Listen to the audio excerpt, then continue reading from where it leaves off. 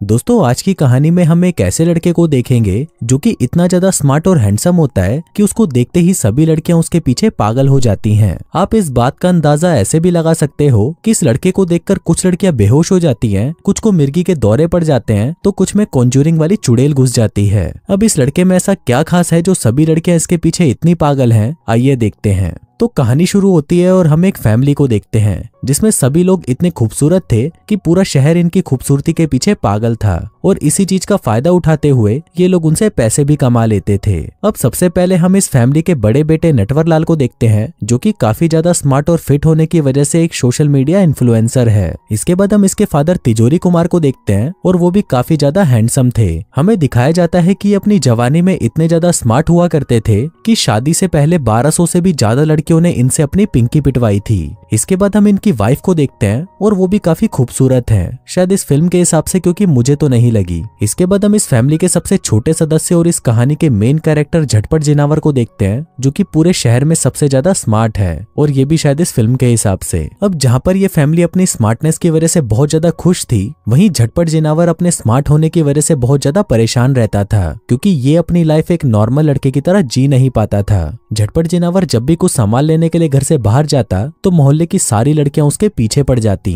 हम देखते हैं कि लड़कियां इसको देखकर पूरी तरह पागल हो जाती, कुछ बेहोश हो जाती तो कुछ को मिर्गी के दौरे पड़ने लगते। वहीं इन सब से बचने के लिए झटपट जिनावर अपने घर से ही पढ़ाई करता था और कभी भी अपने घर से बाहर नहीं निकलता था, जिस वजह से ना तो उसका कोई दोस्त था और ना ही इसे किसी लड़की से प्यार हुआ था। इसकी दोस्ती सिर्फ इसकी एक पालतू मछली से थी जिसके साथ ही अपना पूरा दिन बकचोदियां करते हुए और चेस खेलते हुए बिताता था और कभी कभी जब इसका मूड होता था तो ये उस मछली को देखकर हाथ गाड़ी भी चला लिया करता था। वहीं इसकी फैमिली इसे ऐसा देखकर काफी परेशान रहती थी, इसलिए एक दिन ये लोग झटपट जिनावर के सामने नाटक करने लगते हैं। कहते हैं कि हमारे पास अब बिल्कुल भी पैसे नहीं बचे, इसलिए अब तुम्हें स्कूल जाकर अपनी पढ़ाई पूरी करनी होगी और एक जॉब करनी होगी, तभी हम इस घर को आगे चला पाएंगे। अब अपनी फैमिली की ऐसी कंडीशन को देखकर झटपट जिनावर स्कूल जाने का डिसाइड करता है, पर वो अपनी फैमिली से कहता है कि मैं बॉयज स्कूल में जाऊंगा। अब इसकी फैमिली इसके लिए भी रेडी हो जाती है और फिर कुछ दिनों बाद फाइनली वो स्कूल के लिए निकल जाता है। लेकिन यहाँ पर ये अपने सर पर हेलमेट पहनकर आता है ताकि कोई भी इसे देख ना पाए। लेकिन झटपट जिनावर को स्कूल में हेलमेट पहना हुआ देखकर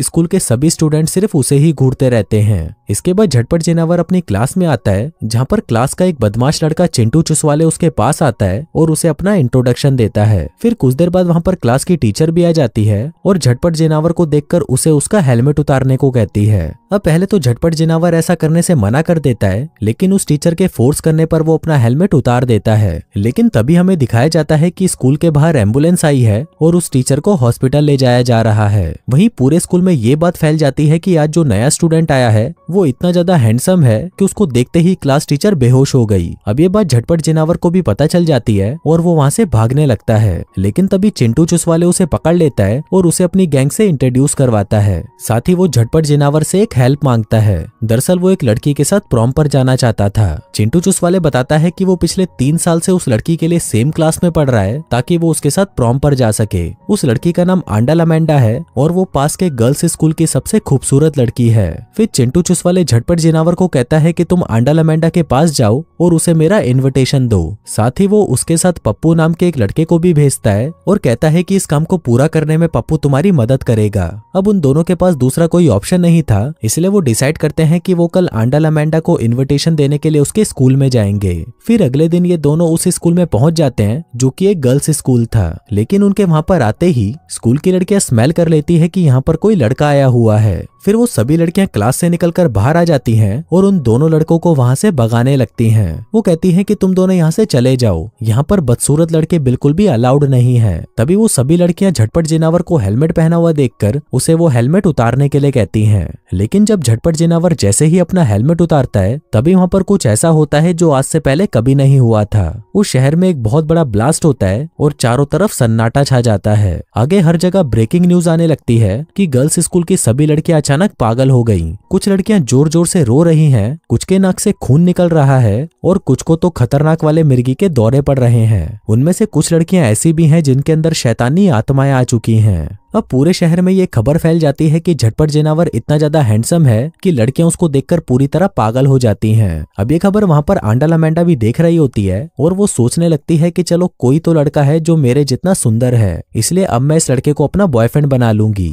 दूसरी तरफ हम देखते हैं कि झटपट जिनावर पूरे शहर में इतना ज्यादा पॉपुलर हो चुका था कि शहर की सभी लड़कियां लाइन लगाकर उसके घर का टूर लेने आती थीं। वहीं इसकी फैमिली ने वहां पर टिकट काउंटर लगा रखा था और वो इन लड़कियों से होम टूर देने के पैसे ले रहे थे। अब ये सब झटपट जिनावर भी टीवी पर देख रहा होता है और उसे ये देखकर बहुत बुरा लगता है कि उसकी फैमिली ने पैसों के लिए उसे बेच दिया। वहीं इसकी फैमिली से कॉल करके घर पर बुलाती है, लेकिन झटपट जिनावर उनको मना कर देता है और कहता है कि मैं अब कभी भी घर पर नहीं आऊंगा। इसके साथ ही वो देखता है कि घर पर कुछ लड़कियां गलती से इसकी फिश को गिराकर मार देती है, जिसको देखकर इसका दिल टूट जाता है। फिर वो वहां से जाने लगता है, लेकिन तभी वो वहां पर एक लड़की को देखता है जिसे झटपट जिनावर की खूबसूरती से कुछ भी फर्क नहीं पड़ रहा था। फिर वो लड़की वहां से उठकर चली जाती है और यहाँ पर झटपट जिनावर का दिल धड़कने लगता है, क्योंकि ये पहली लड़की थी जो उसे देखकर बिल्कुल नॉर्मल थी। अब झटपट जिनावर के पास रहने के लिए कोई जगह नहीं थी, इसलिए वो सीधा पप्पू के घर आ जाता है। वहां पर वो देखता है कि पप्पू के रूम में वो सभी चीजें थी जो कि झटपट जिनावर को पसंद थी, मतलब कि इन दोनों की पसंद काफी हद तक एक जैसी थी। अगले दिन ये दोनों फिर से गर्ल्स स्कूल में जाते हैं और वहां पर आंडालामेंडा से मिलकर उसे चिंटू चुसवाले का इन्विटेशन देते हैं। अब यहाँ पर आंडालामेंडा ऐसे दिखावा करती है कि उसे झटपट जिनावर को देखकर बिल्कुल भी फर्क नहीं पड़ता, लेकिन उसके वहां से जाते ही उसके नाक से भी खून निकलने लगता है, जिसका मतलब था कि ये भी उसकी खूबसूरती के पीछे पागल हो चुकी थी। अब ऐसे ही कुछ दिन बीत जाते हैं और हम देखते हैं कि पप्पू और झटपट जिनावर फ्रेंड्स बन चुके हैं। फिर एक दिन फुटबॉल मैच के बाद झटपट जिनावर को वहां पर वही छत वाली लड़की दिखाई देती है। इस लड़की का नाम एमिली है और ये एक फूड स्टॉल चलाती है। अब झटपट जिनावर उससे बात करने की कोशिश करता है, लेकिन तभी वहां पर पप्पू भी आ जाता है। अब यहाँ पर झटपट जिनावर को पता चलता है कि पप्पू और एमिली काफी अच्छे दोस्त हैं। ये दोनों काफी समय से एक दूसरे को जानते हैं, यहाँ तक कि पप्पू एमिली को बहुत पसंद भी करता है। अब ये बात जानकर झटपट जिनावर सैड हो जाता है और सोचने लगता है कि वो एमिली को कैसे इम्प्रेस करे। फिर इसके लिए वो अपने भाई को मैसेज करता है, क्योंकि शहर के सभी लोग उसके भाई को लव गुरु कहते थे। अगले दिन झटपट जिनावर अपने भाई से मिलने के लिए कैफे में जाता है, लेकिन वहां पर उसके पेरेंट्स भी थे जो कि छुपकर उसे देख रहे थे। वहीं उसका भाई ये जानकर बहुत खुश होता है कि आखिरकार अब जाकर उसका भाई किसी लड़की की फुद्दी फाड़ेगा, जिसके बाद वो उसे लड़कियों को पटाने की टिप्स देने लगता है। आगे झटपट जिनावर अपने भाई की बताई हुई सारी चीजें करने लगता है, लेकिन बहुत कोशिशों के बाद भी उसे उसका कोई भी रिजल्ट नहीं मिलता।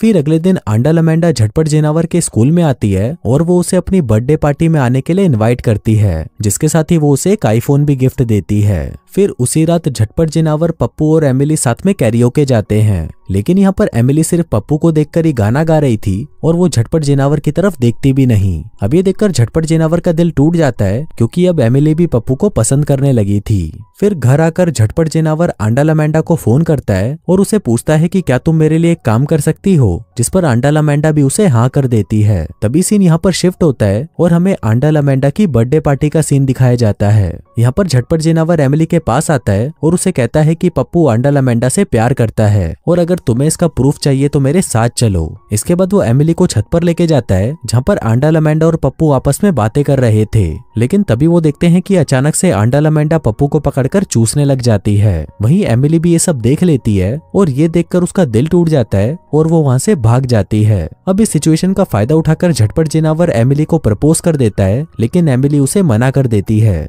वहीं चिंटू चुसवाले पप्पू और आंडालामेंडा को किस करते हुए देख लेता है और फिर बाहर आकर वो उसे बहुत पीटता है। इसके बाद जब पप्पू घायल होकर अपने घर में पड़ा था, तभी झटपट जिनावर उसे सारी सच्चाई बता देता है, जिससे गुस्सा होकर पप्पू झटपट जिनावर को अपने घर से बाहर निकाल देता है। इसके बाद बेचारा झटपट जिनावर निराश होकर अपने घर पर आ जाता है और उसकी लाइफ वापस पहले जैसी बोरिंग हो जाती है। वहीं उसकी मॉम उसे उसकी पेट फिश लाकर देती है, जो कि उस दिन मरी नहीं थी और उन्होंने उसे बचा लिया था। अब झटपट जिनावर को भी अपने फ्रेंड्स की बहुत ज्यादा याद आने लगी थी, इसलिए वो सब कुछ पहले जैसा करने की कोशिश करता है। वो अगली सुबह पप्पू के घर पर आता है और उससे माफी मांगता है। यहाँ पर पप्पू भी उसे बताने लगता है कि वो एमिली को बहुत ज्यादा पसंद करता है। तभी झटपट जिनावर अपना फोन निकालता है, जहाँ पर एमिली उन दोनों की सारी बातें सुन रही थी। फिर कुछ दिनों बाद हमें प्रोम पार्टी दिखाई जाती है, जहाँ पर पप्पू और एमिली साथ में थे और वहीं झटपट जिनावर के साथ आंडालामेंडा थी। वहीं चिंटू चुसवाले भी ये सब देखकर पूरी तरह पागल हो चुका था, लेकिन अब वो कुछ नहीं कर सकता था। इसके बाद प्रॉम किंग और क्वीन आंडल अमेंडा और झटपट जेनावर को चुना जाता है, क्योंकि वो दोनों स्कूल के सबसे खूबसूरत कपल थे। पर तभी वहां पर एक लड़की झटपट जेनावर से कहती है कि ये लड़का कुछ ज्यादा खास भी नहीं है, जिसके बाद झटपट जेनावर का दिल फिर से धड़कने लग जाता है और इसी के साथ ही ये बकवास फिल्म यहीं पर खत्म हो जाती है।